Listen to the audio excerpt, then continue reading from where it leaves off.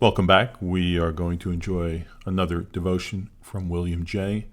It's based on 3 John chapter 1, verse 2, which says, "The elder to the beloved Gaius, whom I loved in truth. Beloved, I pray that all may go well with you, and that you may be in good health, as it goes well with your soul." It has been supposed from what is written here that Gaius had a weak and sickly constitution. This is probable, but does not necessarily follow, for John might have been wishing him the continuance and increase of health, as well as the restoration of it. However this may be, we learn from his language that it is allowable for us to pray for temporal blessings, and that of all these blessings, health is the most valuable and necessary. But is outward prosperity, is even health itself, the greatest good, that above everything else he wishes his friend to enjoy it?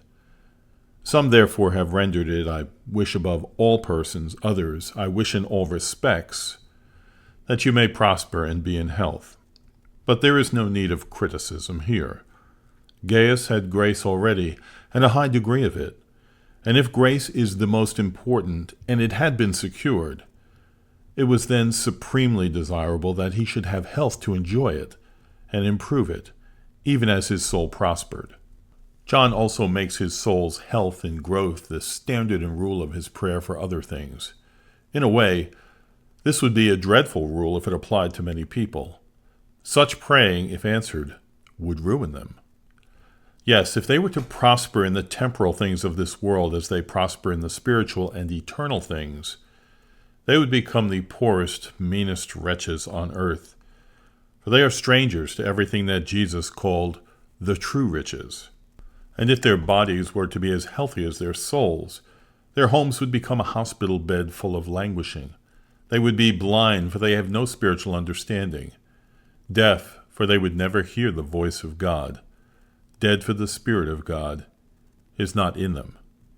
Yet this seems to be the only safe rule, for unless our Christian walk keeps pace with our temporal blessings, our soul's safety and welfare will be endangered by it. We are not afraid when we see Christians succeeding in life, if at the same time they grow in grace. But the danger is when there is so much temporal prosperity and so little spiritual foundation. What can be more awful than to see those who love earthly things gaining earthly things in abundance, to see those who have a relish for the pride of life enabled to be splendid?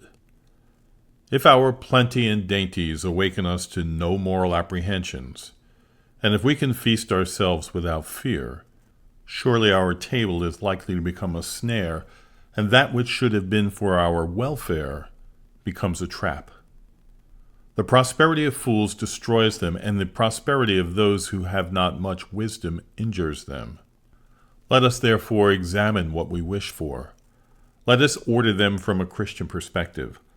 Let us seek first the kingdom of God and his righteousness.